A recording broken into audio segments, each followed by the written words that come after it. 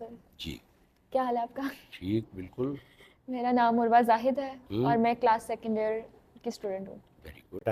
اللہ you کا are شکر. Most welcome to سوال اطفال. ٹھیک ہے, یہ سوال اطفال جو ہے یہ بچوں کی حوصلہ افزائی کے لیے ایک پروگرام شروع کیا گیا ہے جس میں وہ سوال کریں ان کے, کیونکہ اس عمر میں ذہن میں بہت سے ایسے سوالات جو ہے وہ جنم لیتے ہیں جن کا جواب یہ تعلیمی اداروں میں یا گھروں میں نہیں ملتا. اس کے لیے ہم نے یہ الگ سے ایک کوشش کا آغاز کیا ہے اور ہم چاہ رہے ہیں بچے اس میں پارٹیسپیٹ کریں اور اپنا they should learn to speak their mind. جی ضرور. اچھے, میں نے سوال اطفال کا سنا تھا تو میرے ذہن میں بھی کچھ سوال تھے, میں نے کہا میں آپ سے پوچھ لوں, موقع مل ہی گیا تو.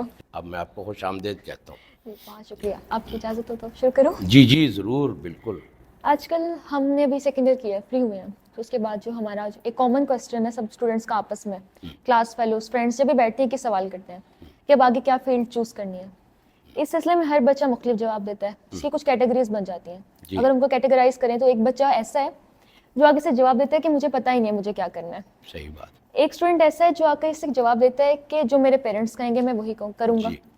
نو ڈاؤٹ پیرنٹس کا پوائنٹ آف ویو اچھا ہوتا ہے کیونکہ انہوں نے ایکسپیرینس ہوتا ہے, زمانہ دیکھا ہوا ہے, اور وہ جو فیلڈ اس وقت ان ہے یا جو اسکوپ جس کا چل رہا ہے وہ اس کے اکارڈنگ ہی فیصلہ کرتے ہیں. جی. پر ایک اسٹوڈنٹ ایسا بھی ہے جو کہتے ہیں کہ میرا پرسنل انٹرسٹ کچھ ہو رہا ہے, میرے پیرنٹس کو چھوڑ جاتے ہیں, میں کیا کروں, ماں باپ نہیں مان رہے. جی. تو پھر یہاں پہ سوال اٹھتا ہے کہ اسکوپ کو ویلیو دینی چاہیے یا پھر پرسنل انٹرسٹ کو, کس چیز کی زیادہ ویلیو ہے؟ ہاں, اس میں یہ بڑا یونیورسل کویسچن ہے. اس ایٹ دس اسٹیج میرا خیال ہے سارے بچے اس کویسچن کا سامنا کرتے ہیں. تو یہ جو ایجوکیشن ہے نا جس سے آپ گزر رہے ہیں, اس ایجوکیشن کا جو مین پرپز ہے وہ جسٹ ہے, یہ ایجوکیشن سسٹم جو ہے نا یہ جڑا ہوا ہے معاشی نظام کے ساتھ. کس کے ساتھ جڑا ہوا ہے؟ معاشی نظام. معاشی نظام کا مطلب یہ ہے کہ اس ہر معاشرے میں جو کاروبار ہوتا ہے, صنعت ہوتی ہے, جو سروسز ہوتی ہیں, تو جو ایسی سرگرمی جس میں شامل ہو کر آپ پیسے کمانے کے یا روزگار کمانے کے اہل ہو جاتے ہیں. تو اس وقت دنیا میں جتنے بھی تعلیمی نظام ہیں نا وہ آپ یوں سمجھیں کہ وہ اس معاشی نظام کے ساتھ بہت کلوسلی جڑے ہوئے ہیں. میں اس کی ایک مثال دیتا ہوں کہ فرض کیا ایک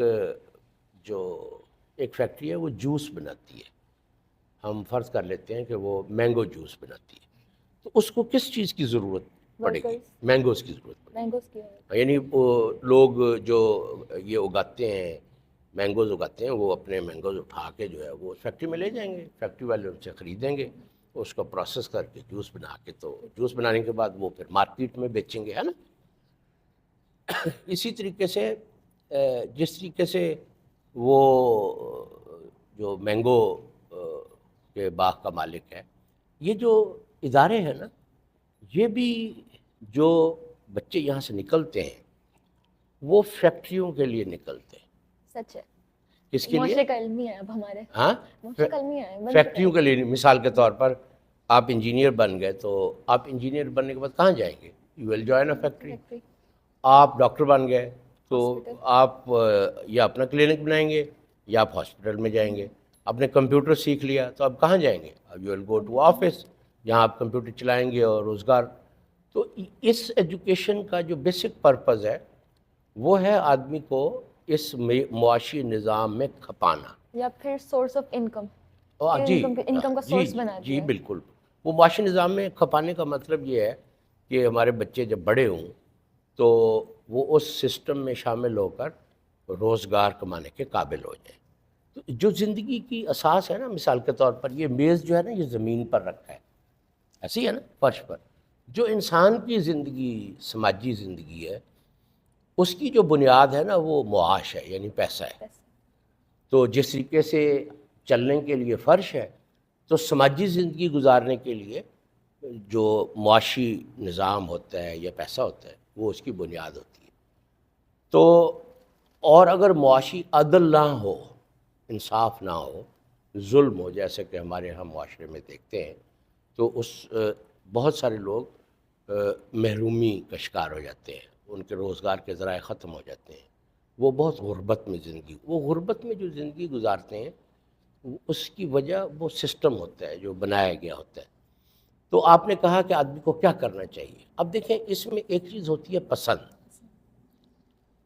ایک ہوتی ہے ضرورت. والدین جو ہے نا وہ اپنی سوچ سمجھ کے مطابق بچے کو اس شعبے میں بھیجنا چاہتے ہیں جس شعبے میں اس کو روزگار مل جائے اور روزگار میں اس کی آمدنی اچھی ہو. والدین کی یہ پہلی ترجیح ہوتی ہے. تو بعض نوجوان آئیڈیلسٹ ہوتے ہیں, وہ فرض کی آرٹ میں جانا چاہتے ہیں, کوئی فلسفہ پڑھنا چاہتا ہے, اس طرح کے بعض نوجوانوں میں سوچیں ہوتی ہیں. تو وہاں پسند میں اور ضرورت میں ایک کلیش پیدا ہو جاتا ہے. اس میں میرا خیال یہ ہے کہ کچھ لوگ ہوتے ہیں who follow their passion, ان کے دل میں جو بات آ گئی بس انہوں نے وہی کرنی ہے. باقی وہ کہتے ہیں کوئی بات نہیں, اگر بھوکے ہوئے تو ہم بھوکے رہ لیں گے. لیکن ایسے لوگ بہت کم ہوتے ہیں. سیف سائڈ یہ ہے کہ بندے کو وائز ڈیسیژن کرنا چاہیے. میں آپ کو ایک بات بتاتا ہوں, اس سے نا آپ کو آئیڈیا ہوگا. یہ کوئی آج سے 3-4 ماہ پہلے کی بات ہے کہ میں ایک ایسی خاتون سے ملا جو ہمارے ادارے کی پڑھی ہوئی تھی, جس نے کمپیوٹر میں اچھی تعلیم حاصل کی تھی. تو وہ جہاں جاب کر رہی تھی تو اس کی سیلری بہت اچھی تھی, یعنی 1 ملین سے بھی زیادہ سیلری تھی اس کی نا. اچھا, انہیں دنوں میں ایک اور خاتون سے ملا, دونوں میرڈ تھیں. تو جو دوسری خاتون تھی اس نے MBBS کیا تھا اور اس نے پھر FCPS کیا تھا. FCPS کرنے کے بعد وہ ایک ہاسپٹل میں جاب کر رہی تھی, یعنی she was a specialist doctor. وہ ایک ہاسپٹل میں جاب کر رہی تھی اور اس کو وہاں جاب کرتے ہوئے 6-7 ماہ ہو گئے تھے اور وہ فری جاب کر رہی تھی. جب 6 مہینے گزر گیا تو اس نے انہیں کہا کہ بھئی آپ تو اتنا عرصہ ہو گیا, کچھ سیلری دے دیں. اس کو انہوں نے 50,000 روپے سیلری اس کی لگائی. تو بیٹا یہ اگر ہمارے معاشرے کے ذہین ترین افراد جو ہیں اتنی شدید محنت کرنے کے بعد اگر اس طرح کے روزگار میں جائیں گے تو کیا خیال ہے معاشرے میں مایوسی نہیں پھیلے گی؟ ضرور. ٹھیک ہے نا. تو یہ جو ہے یہ ہمارے جو حکمران ہوتے ہیں, ان کا جو لیڈر ہوتے ہیں, ان کا بنیادی کام یہ ہوتا ہے معاشرے میں عدل قائم کریں, معاشی عدل قائم کریں. اس کا تو یہاں کوئی نام و نشان نہیں ہے. یہاں لوٹ مار کے علاوہ یہاں کچھ بھی نہیں ہے. تو ہمارے جو نوجوان نسل ہے اس میں مایوسی پھیلی ہوئی ہے. ذہین ترین افراد جو ہیں وہ مایوسی کا شکار ہے. اعلیٰ تعلیم حاصل کرنے کے بعد اور اپنی صلاحیتوں کا بہترین اظہار کرنے کے باوجود بھی وہ لوگ مایوسی کا شکار ہیں. تو ایسی صورتحال میں حکومت کو چاہیے کہ روزگار کے مواقع یعنی معیشت کو بہتر بنائے, اکانومی کو بہتر بنائے, اور تاکہ اس طرح کے نوجوان اس میں شامل ہوں اور باعزت روزگار کے قابل ہو سکیں. یہاں پہ کیٹیگری اسٹوڈنٹس کی بھی ہوتی ہے جن کو پتہ ہی نہیں ہوتا کہ ان کے اندر کوئی نیٹو ایبلٹی ہے کہ نہیں ہے, کوئی پوٹینشیل ہے کہ نہیں ہاں ہے. صحیح ہے. تو یہ اب کوئی اور تو آ کے باہر سے بتائے گا نہیں کہ آپ کے اندر یہ صلاحیت ہے. صرف گائیڈ کیا جا سکتا ہے کہ آپ اس طرح کریں تو آپ کو پتہ لگے گا کہ آپ میں ہے کیا, آپ کر کیا سکتے ہیں. ہاں یہ اچھی بات کی آپ نے. پر ہم اس بچے کو گائیڈ کیسے کریں کہ تو اس کے اندر یہ پوٹینشیل ہے, وہ یہ کام کر سکتا ہے تاکہ وہ اس طرف جائے.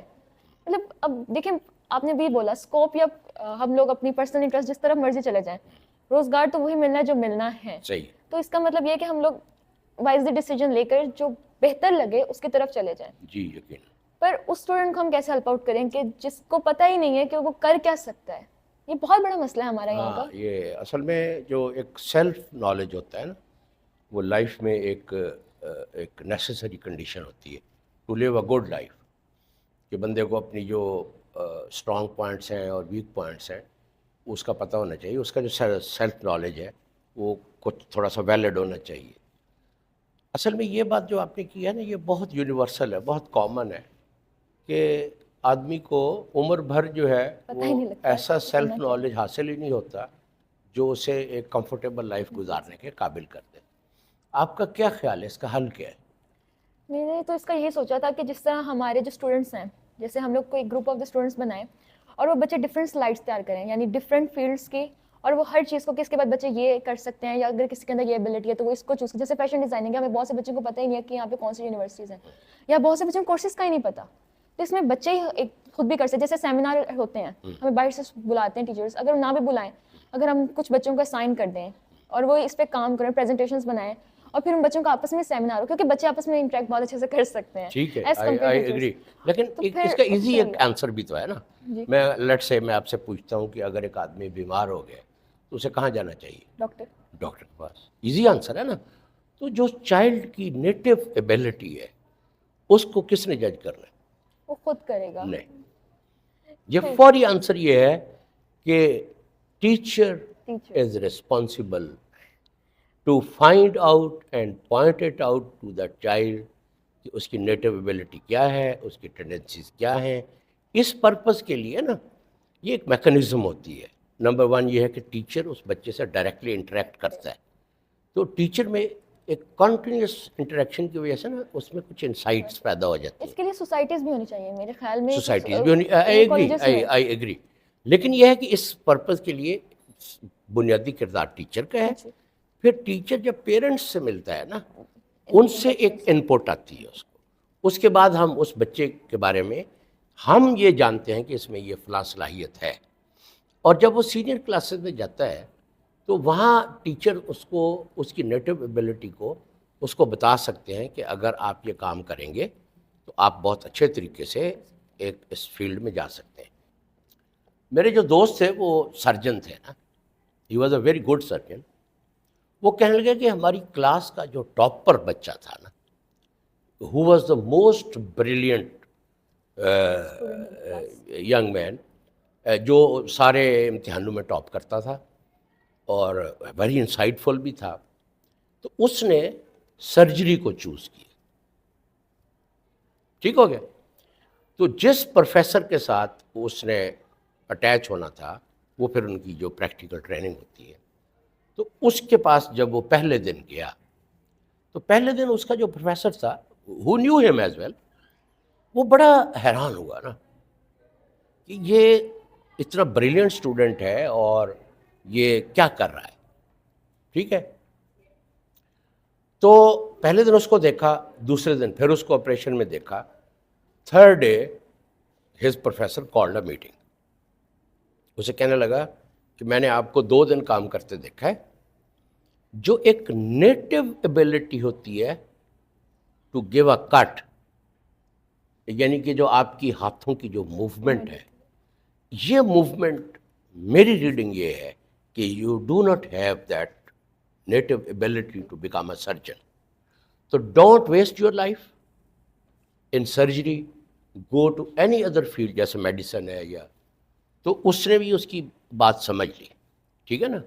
اس اسٹوڈنٹ نے اس کی جو نیٹو ایبیلٹی تھی وہ سرجن بننے کی نہیں تھی, اور اس پروفیسر نے بھی بڑی رسپانسبلٹی کا مظاہرہ کیا.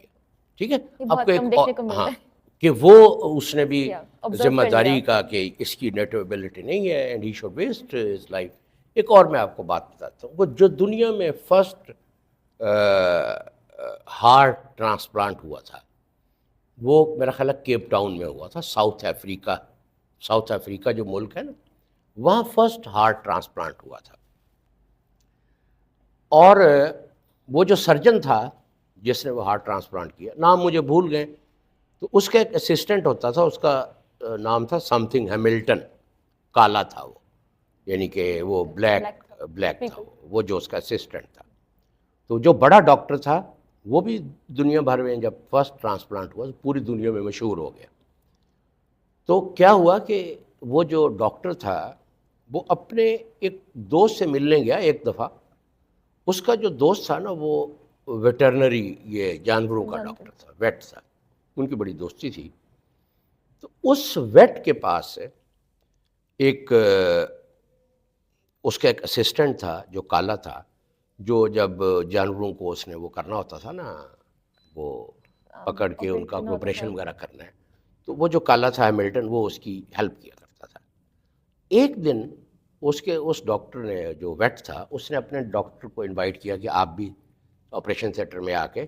اس نے جب اس کے اسسٹنٹ کو دیکھا تو he was surprised at skill. اس نے اپنے ویٹ کو کہا کہ یہ جو ہے نا یہ مجھے دے دو, تو تم جو ہے وہ کوئی اور بندہ رکھ لینا. اس نے کہا ٹھیک ہے کوئی ایشو نہیں. وہ اس کو اپنے پاس لے آیا.